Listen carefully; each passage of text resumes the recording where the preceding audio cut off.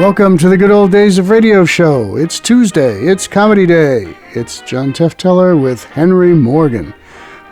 We've played a number of Henry Morgan shows over the past few years. They all seem to have some really interesting satire on them. Sponsored by Ever Sharp Razor Blades, and their slogan was Ever Sharp Razor Blades, push, pull, click, click. And Henry Morgan got himself fired off radio by taking that commercial, and instead of push, pull, click, click, he said push, pull, nick, nick, as you're shaving with their razor blades. So he didn't care. He went through multiple sponsors in his years in radio, and then became kind of a forgotten guy, except he was a panelist on things like What's My Line and various television type quizzy talk shows in the 50s, 60s, and 70s. That's Henry Morgan, but here he is with Arnold Stang and the Henry Morgan Show, May 7th, 1947, ABC Radio Network. The Henry Morgan Show?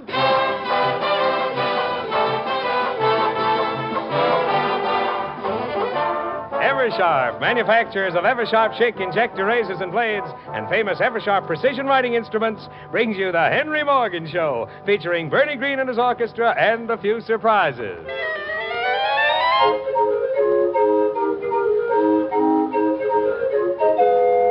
Good evening, anybody. Here's Morgan.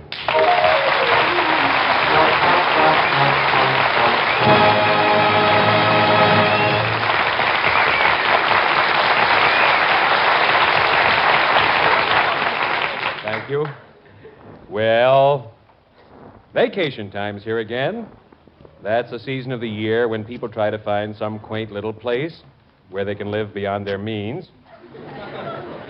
Did you know people save their money all year so that for 2 whole weeks they can watch it rain in the mountains? As a public service, we've established the Morgan Vacation Travel Agency. Now, Rolly is the clerk, Ann is the customer, and I'll be hotshot. And we're open for business right now. First customer, please. Good afternoon. Yes? I would like to go away to a nice, refined place. I should have a hot time. I see. What are you interested in? The lake, the mountains, the seashore? Where there's lots of fellas. Yes. Any special activities you're interested in? Yes. I like ballroom dancing and an occasional game handball. An occasional game handball. Let's see now. There's Lovely Camp Schmo. Where's that? That's on Lovely Lake Schmo. How is the social life up there? Well, you can judge for yourself. Their slogan is, fellas are raring to go on Lovely Lake Schmo. Oh, it sounds delightfully entrancing. How are the accommodations? Oh, the front rooms are very nice. They overlook Lovely Lake Schmo. Their slogan is, it's a little piece of heaven with semi-private baths. But the front rooms are rather expensive. Well, what can you see from the back windows? Lovely Mount Schmo. That sounds delightfully exotic. Do you see the top of the mountain? Oh, no. The rooms are built against the mountain. You only see the part of the mountain that sort of rubs against the window. Oh, it sounds delightfully picturesque. But tell me more about the activities. You know, what kind fellas this place attracts. What kind fellers? Well, as it happens, the social director of Lovely Camp Schmo is right in the next room, and I'll call him, and he'll give you more information. Oh, Hotshot. Yeah, Mr. Winters. Hotshot. This lovely lady is considering spending her vacation at Lovely Camp Schmo. Ah, you're in luck, lady. We're getting a snappy crowd this year. No cornballs. We got the activities all figured out for the season. Like what activities, for instance? Well, in the morning, you get your choice. Of what? Tennis, handball, or breakfast. Well, suppose I like handball and I like breakfast, too. You can have a cup of coffee on a court. After that, you have a choice. Of what? Rest period or shower. Can't you have both? If you want, you can lay down in his shower. That's your privilege. Our slogan is a veritable paradise of water sports, both hot and cold. After that, you get a chase. Hotshot, always with the choice. Always with a chase. After that, you either take a hike up steep Mount Schmo, or else participate in a ladies' snake hunt in lovely Schmo swamps.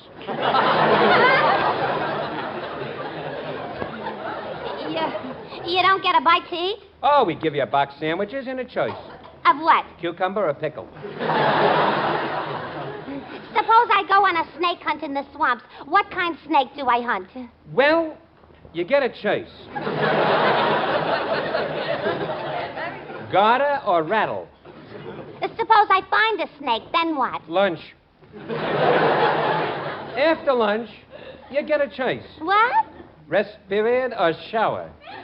Again? Lady, if you go on a hike, you need the rest period. If you go on a snake hunt in the swamps, you need the shower. Hotshot, what about the evening activities? Well, in the evening, you get a chase. What kind choice? Square dancing in a casino, playing the pinball machine, or necking.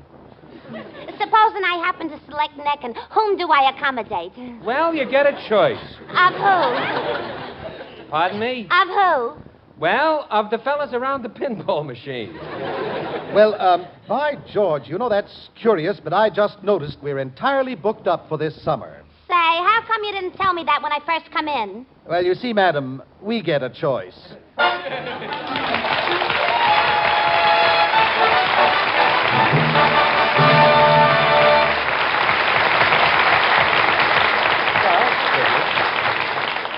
Since we started off with travel stuff, here's a cute number written by Peggy Marshall and sung by her and the Holidays. It's about some kids who just came to New York to visit, but I don't think they'd stay if we gave them the place.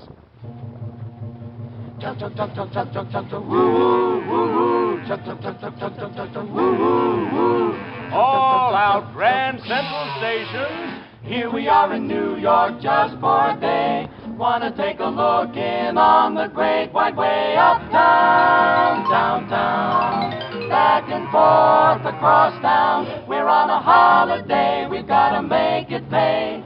Wanna see the Bronx Zoo and Aquarium, Planetarium, keeping on the run, run, run. Wanna visit Grant's Tomb, Statue Liberty, view is heavenly, what a sight to see, see, see. Peggy's gotta do some shopping. Naturally, I tore my stocking. And we've gotta buy a lot of presents for the folks at home. Look for Lacey's down at Macy's. Go to Gimbel for your thimbles. Gordon Taylor, Bonwit Teller, Saxon Best, and all the rest. Postcards, souvenirs, pose for photos. We're up to our ears. Uptown, crosstown, cocktails at the Waldorf. How do you do? Nice to see you. Nice to see you. How do you do? Crosstown, Oh, my feet. downtown. Let's eat. Dinner time in Chinatown. Try to eat with chopsticks, up gum, chewy yum, lum, make fooey young. Then a Broadway show. Annie, get your gun. And when it comes to nightclubs, no trip to New York is really complete unless you're seen at the Stork. Ah, there's Tallulah. Darling, how nice. And Betty Davis. Darling, how nice. And Ma Perkins. Ooh, that oxide all sparkles. And after the Stork, good night, New York.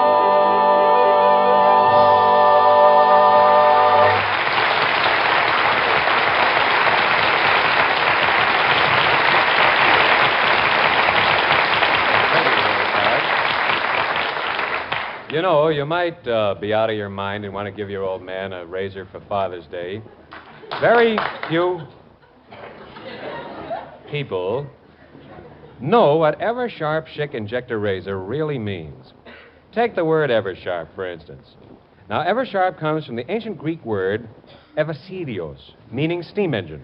Of course, the ancient Greeks didn't have a steam engine, so they changed the word to eversofali, meaning no steam engine. You know, to this day, it's very hard to shave a steam engine. With an Eversharp razor, anyway. The word Schick was a man's name, Mr. Schick. The word injector comes from two old Latin words, injo, meaning look, no hands, and the word ectoro, meaning, hey, look at me, hey. So today we have the word injector, meaning that the ever-sharp razor changes blades automatically. The word razor itself comes from an old Blackfeet Indian word, a chugga-mugga-chinga-saw, a chagga-chag, a dog-a-mugga-saw. How they got razor out of that, I don't know. See. Now, $1.25, which is what it all sells for, the ever-sharp razor, is pretty interesting. $1.25 comes from the old pocketbook. Boy, what an education this program is for a guy who doesn't know anything. Incidentally, the word program comes from the ancient Latvian word broskilivasanik, meaning ever-sharp Schick injector razor and 20 blades sells for $1.25. Tell you something, kid, those Latvians know everything.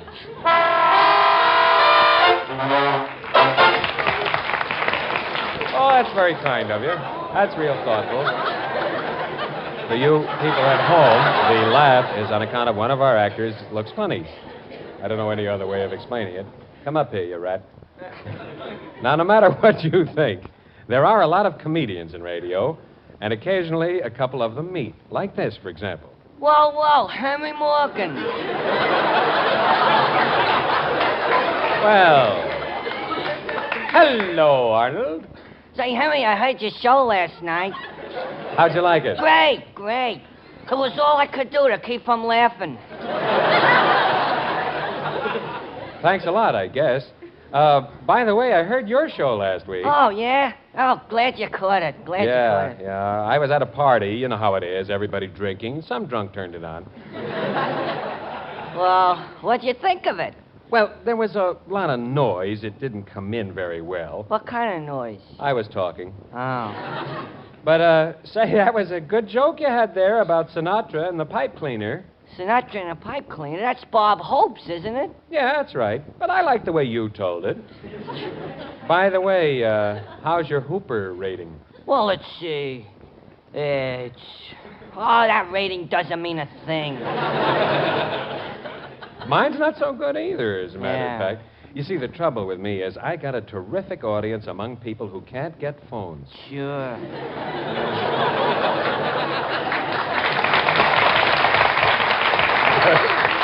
Say, Henry, by the way, did you have a studio audience last night? Why, certainly. I knew it. I told my wife that. I could swear I heard breathing. But my wife said she read somewhere you got asthma. Tell you the truth, I don't think the studio audience could hear the show. Oh, that's a shame. Why not? Well, some guy sitting in the fifth row brought in a portable radio and tuned in the ball game, and you know, that can be awfully distracting. Oh, certainly. Sure. By the way, who won? The Dodgers, from what I could hear up on the stage. Well, you got a great show, Henry, a great show. So long. So long. You got a great show, too. So long. Boy, if he's a comedian, I'm Jack Dempsey. Boy, if he's a comedian, I'm Jack Dempsey.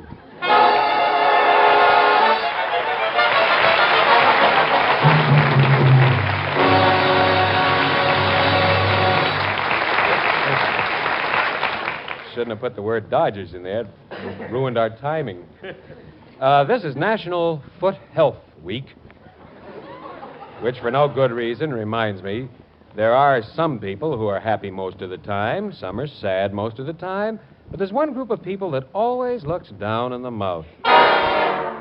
The American dentist.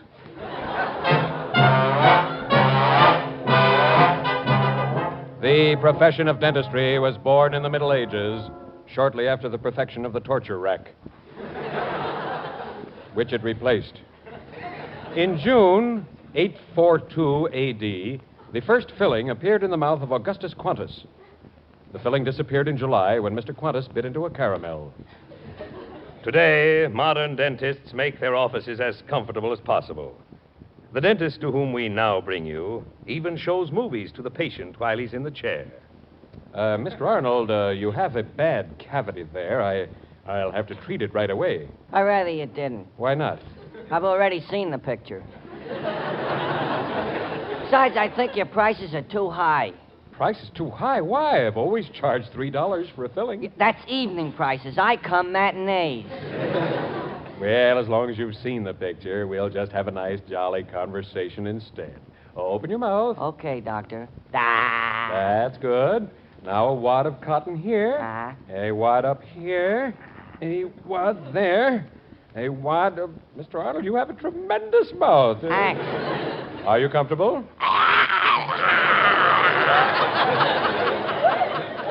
That's fine. How's your wife? Doctor? That's surprising. Didn't I see her with an old flame the other day?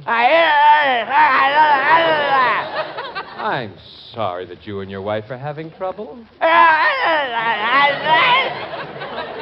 You don't say. When did she start drinking? Oh, well, of course, if it's hereditary, it's hopeless. Well, that's enough for now. I'll take out this wad, the dental vise here, this wad. There you are. Well, that was a nice chat about your wife, Mr. Arnold, and don't worry, I'll keep it to myself. Thanks, doctor, but there's just one thing. What? I'm not married.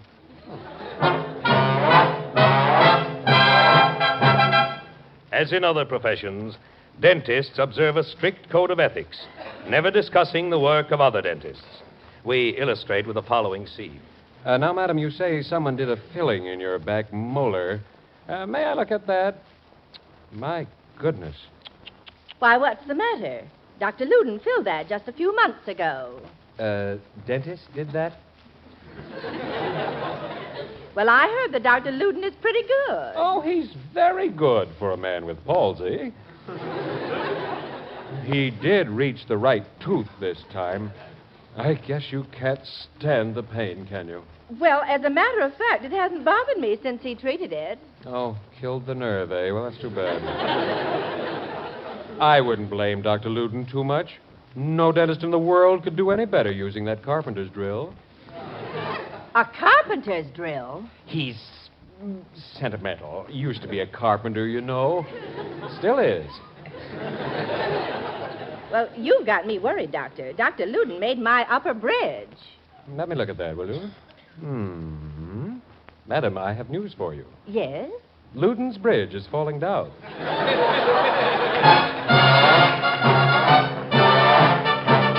Because the dentist wants his patients to understand what kind of treatments he's getting, the dentist today goes to considerable pains to explain to his patient why he is suffering such considerable pains. Many dentists pride themselves on being painless dentists. This means that while the dentist is treating you, he feels absolutely no pain. Old joke. We see now a dentist explaining exactly what he's doing. Well, Doctor, can you tell me what's wrong with my teeth? Yes. Your condition can be described most simply as a generalized parotid concrescence complicated by an edema resulting in a slight christmas of the temporal mandibular articulation. That's one tooth. What does that mean in terms I can understand? $75.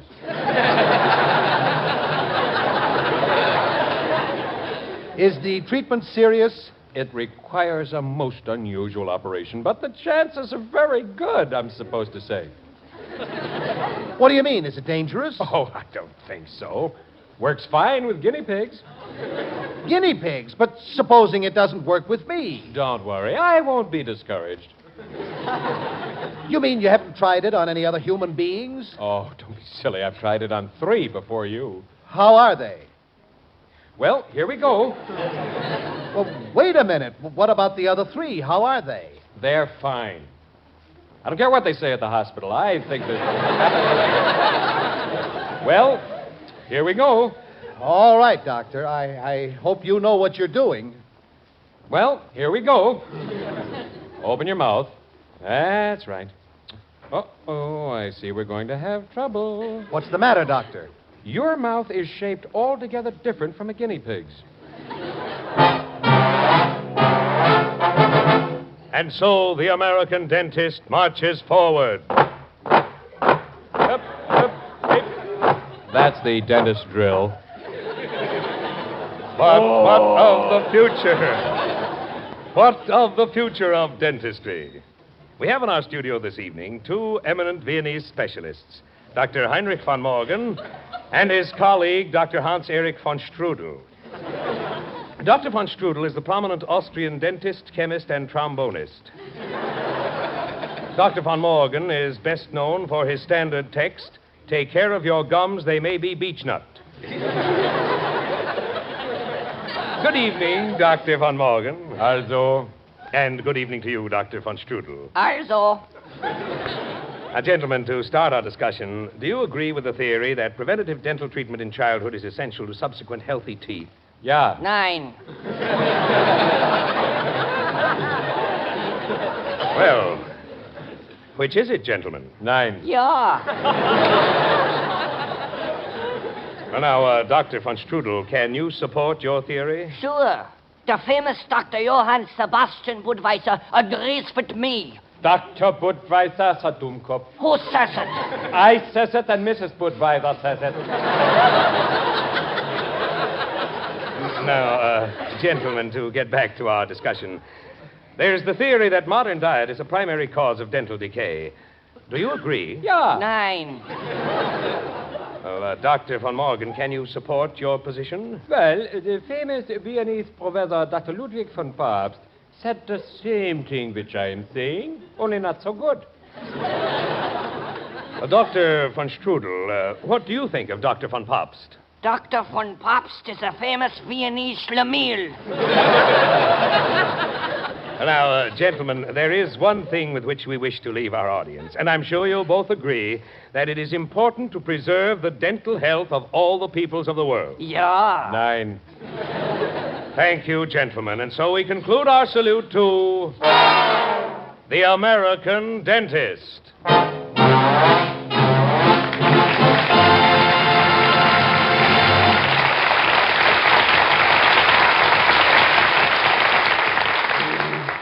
Around the World with Bernie Green.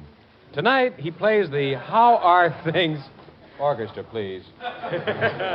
He plays the How Are Things medley. First, Bernie plays How Are Things in You Know Where in the style of John Philip Sousa.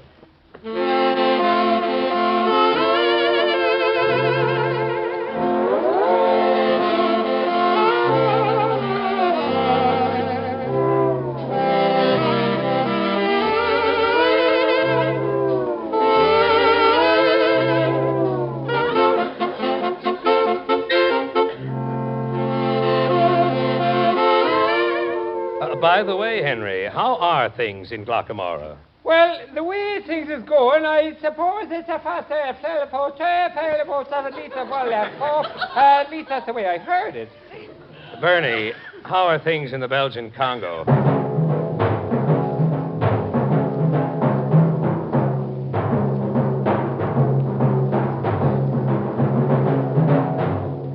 Henry, how are things? Oh, no. How about Russia, Bernie?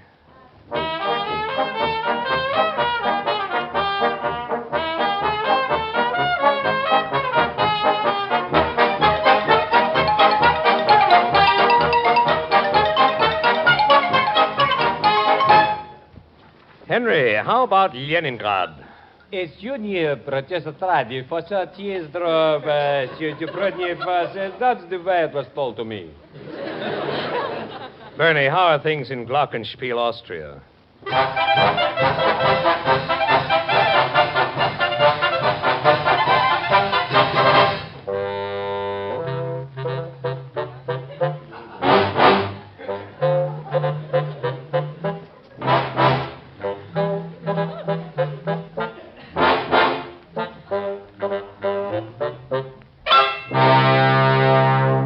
Well, what everybody wants to know is what's new. This brings up the question, how are things in Shanghai?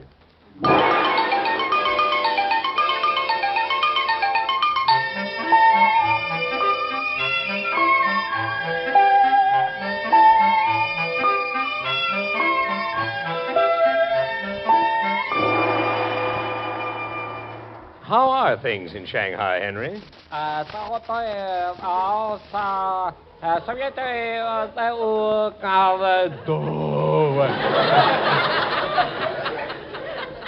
And how about the United States? The United States? Well, I'll tell you.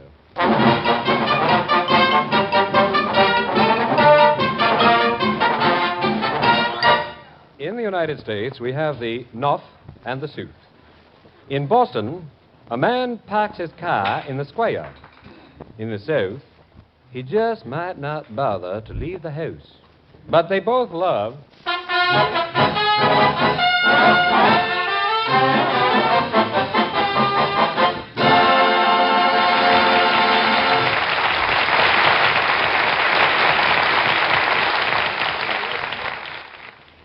Stop torturing that face. And yourself, brother.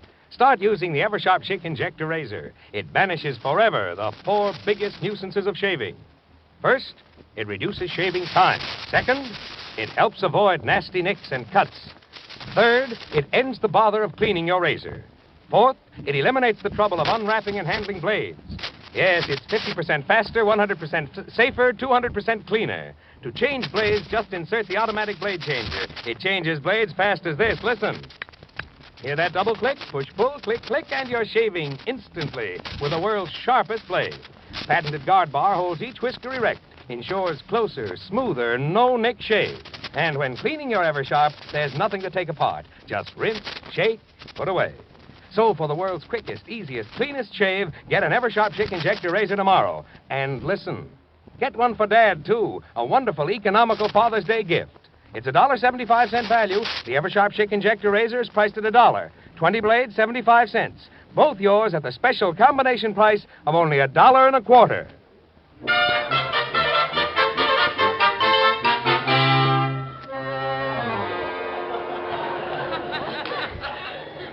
And now it's time to look in again on Henry and Charlie, 2 of the men who write the commercials you hear on the radio and the advertisements you see in the magazines.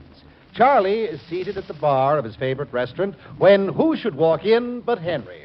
Hello, Charlie. Hello, Henry. How are you feeling? Not so good, Charlie. Been having headaches. Oh, that's too bad. You should try 3-way headache tablets. I did, but I get 4-way headaches. Front, back, and both sides. Can't seem to catch up with that 4th side. Well, what'll you have, Henry? Well, I'll have a glass of Ballanfance, the ale that makes rings on the bar when you set the glass down. How's it taste, Henry? Tell you the truth, old man, I've been so fascinated making rings, I've never drunk any. Well, I'm having a glass of Chateau Frobisher wine. The domestic wine that makes you want to apply for a passport. Yes, people all tell their friends about Chateau Frobisher, but it doesn't seem to hurt the sales any. Don't forget, Chateau Frobisher is made only from the center grape of each bunch.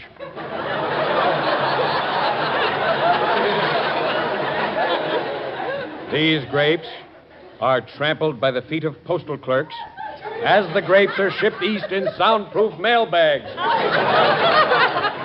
Henry, you make it sound so attractive. Always remember, Charlie, when you drink Chateau Frobisher, that's what you're drinking. Hey, Henry, if I do say so, you certainly smell good. What's that stuff you're using? I'm using He-Man cologne, the perfume with a He-Man aroma. Yeah, it comes in 3 fragrances, you know. Gymnasium, barroom, smoking car number 5. All you have to do is put a dab of gymnasium on each knuckle, and you can convince the wife you've been playing handball all evening. Say, Henry, speaking of the wife reminds me I've got to be getting on home. And speaking of home, did you ever stop to think, Henry, how many accidents occur right in the home? Yes, indeed. That's why I have an accident insurance policy. This splendid policy protects me completely until I have an accident. Oh, what happens if you have an accident? Well, naturally, the policy becomes void. See. Well, I must be getting along. Push-pull, Henry. Click, click, Charlie.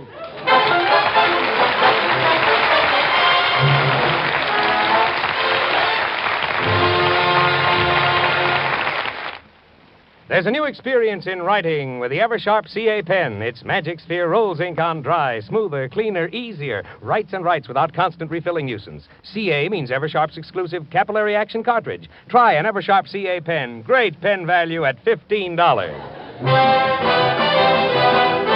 Eversharp, manufacturers of Eversharp Schick injector razors and blades, invite you to tune in same time, same station next week when Eversharp will again bring you the Henry Morgan Show. This is Charles Irving saying goodnight for Eversharp. This is ABC, the American Broadcasting Company. All right, Henry Morgan and his band of crazies with another episode of the Henry Morgan Show. It's too bad he's kind of forgotten now. I wish that were not the case, but hey, he's not forgotten here on the Good Old Days of Radio Show. That's our job. Bring you all these shows that were really great back then and may not be so remembered today. We'll make them remembered by you, those of you listening to the podcast. Okay, you remember them. Good. All right, this is the Good Old Days of Radio Show. We'll be back on Thursday with Chapter 6 of Adventures by Morse, The City of the Dead. This one called The Ghoul in the Grave. And then we will be back on Tuesday with more comedy or drama. We shall see as we roll through the beginnings of fall in September. Okay, goodbye.